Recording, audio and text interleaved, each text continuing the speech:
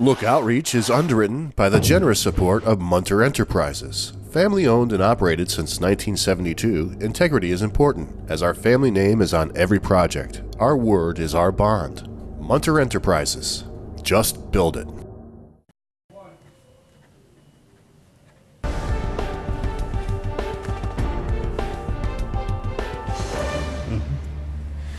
Welcome back, everyone. Quick sidebar on this one coming into it. I had Ken Klotz and Bob Reed were in for an interview earlier about the scholarship ball that's happening. And when Bob and I were talking about it months ago, he mentioned that one of the groups that was going to perform at the ball was the Heavenly Echoes. And I was like, I think they're from Albany, right? I don't know much about them. And he kind of gave me a briefer on them. And then my head got spun around. So I decided nothing better than to have the Heavenly Echoes here themselves so you can find out what I'm talking about. So welcome.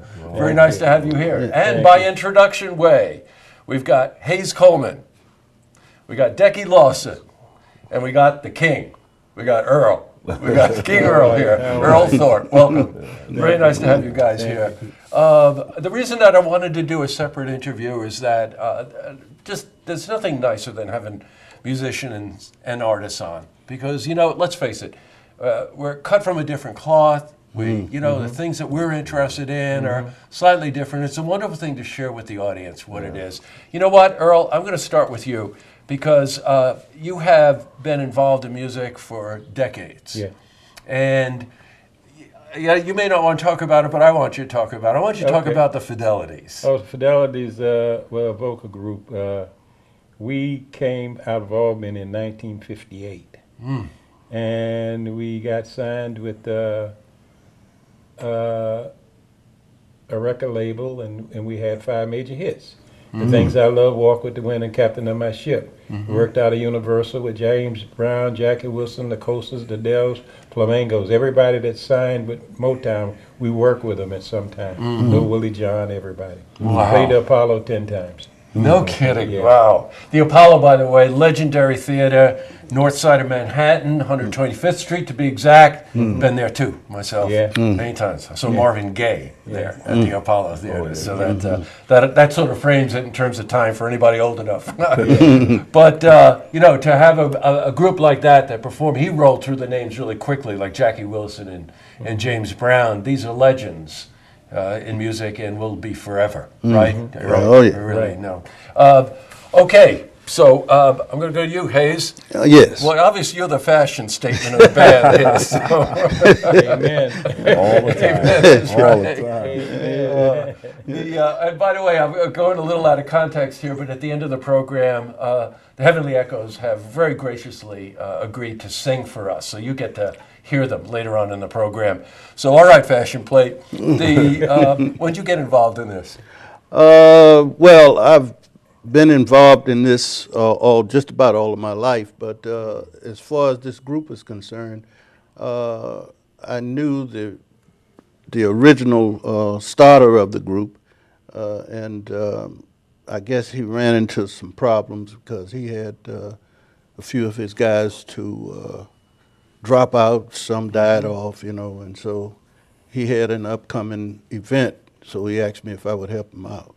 This was in 1998. Well, and I've been with him I'm since feeling that he's not sorry that he did that, by the way. That founding member, what's his name? James Edmonds. James Edmonds, okay, Yes. all right. And so the base is really gospel, right? Yes. Right. Okay, but that term, traditional gospel, of course, has a very, very defined interpretation. But when you start to move into gospel, really from the 60s on, when you start thinking about Aretha Franklin, and you start thinking about Smokey, and you start thinking about, they were really gospel-trained singers in the church who then branched out and became, popular singers. So you do a fairly religious overtone in your performance, right? Oh, yes. But you do a lot of different kind of material. Yeah. Oh, yes. Yeah, so tell me about that. Well, we try to be versatile, and we try to reach the people. You kind of scan the audience to see what they react to the most, and you try to feed them more of that. Yeah, I got you.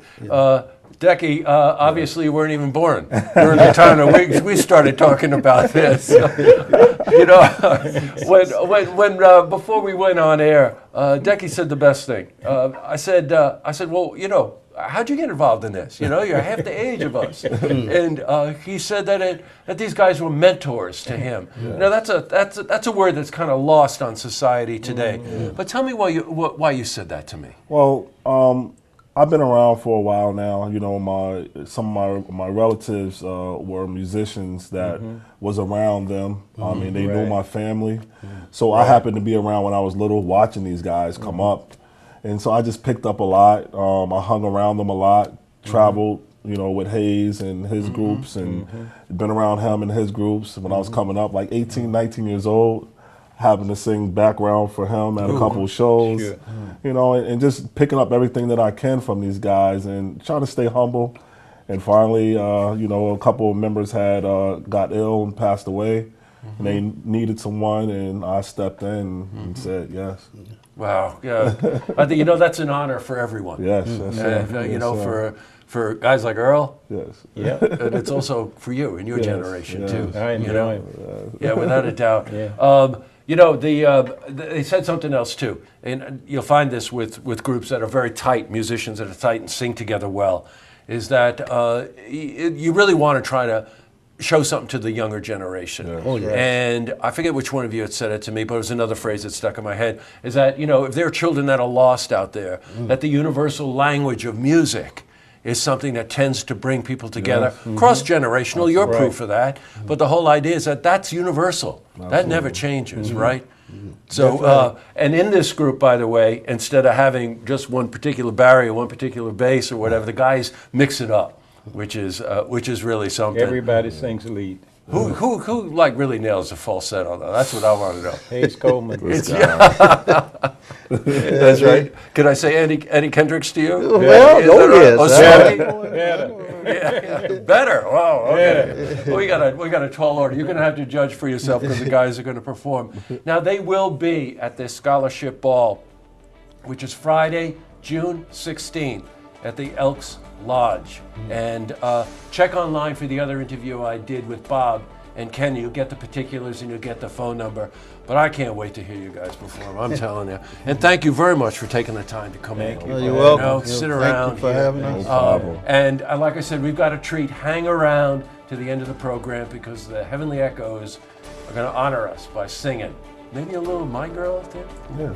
My God. You think so? All right. Oh, you're a little bit of a twist on that one. Okay, thank you. And thank you very much for coming in, guys. Thank you. Welcome. To see this interview again, you can head to our website, looktvonline.com.